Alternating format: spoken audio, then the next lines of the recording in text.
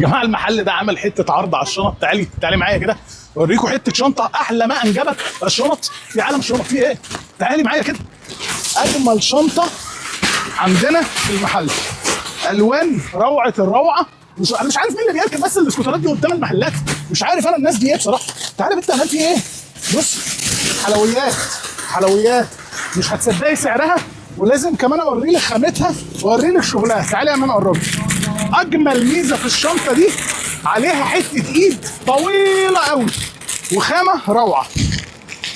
استنى اجمل، اتفرجي تحفه. طبعا اللي عايز يشيل دي يشيلها هو، بس هي ايه يعني محطوطه كده عامله منظر، متقسمه من جوه اتنين، وايد بجد طويله وحاجه محترمه جدا وحنينه على الكتف بسعر مش هتصدقي. احلى شنطه كروس احنا جبناها. بصي كده من غير الايد، من غير الاكسسوارز عشان في ناس ما بتحبش، بس هي ايه، اتفرجي عليها. ممكن تقربي؟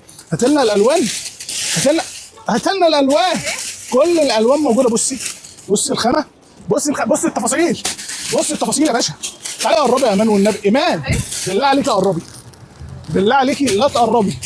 موجود منها كل الالوان، كميه محدوده، سعرها 280 جنيه. موجوده عند سيكو في اسكندريه. لو عايزه العنوان انت عارفه العنوان، تعالي على طول. سلام.